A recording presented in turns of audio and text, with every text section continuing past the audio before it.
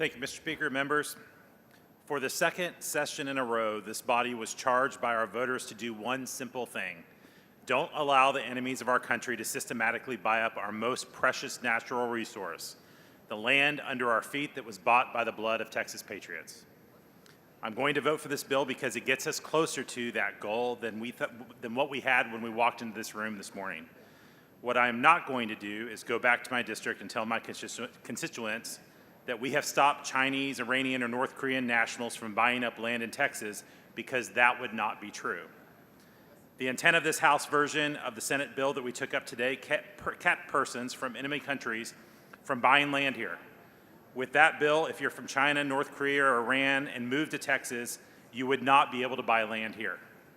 In contrast, the amended bill only keeps persons from enemy nations who are here in the U.S. illegally or who are foreign agents from buying land in Texas. But that's not what the Republican Party and our voters charge us with. They asked us to keep our enemies from those countries who have not attained U.S. citizenship or permanent legal status from buying land in Texas. That is a very different thing from the bill what this bill will achieve. We were told that this isn't a real issue because foreign agents would still be covered specifically by the bill. However, unless you are a really incompetent foreign agent, we probably don't know that you are one. And the state of Texas has no real apparatus to determine if you are a foreign agent at all. We would have to rely on the federal intelligence apparatus to make that determination. And I don't know if you all are aware, the federal intelligence apparatus doesn't care much about developing a good working relationship with state governments. I'm going to vote for this bill because it's a step in the right direction.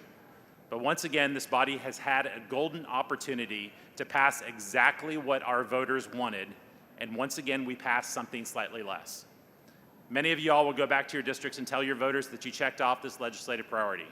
But I strongly suggest you do not, because many of us will also go back and tell the truth about this bill to the good people of Texas. Mr. Harrison, for what purpose? Will the gentleman yield for a quick Does question? the gentleman yield for questions? I just want to make sure I understood something. Gentleman yields for questions. Thank you. I just want to make sure I understood something I heard in your statement, Representative Hopper.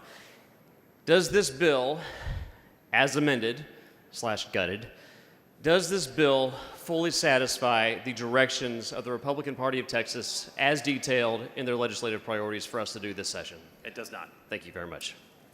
Thank you very much.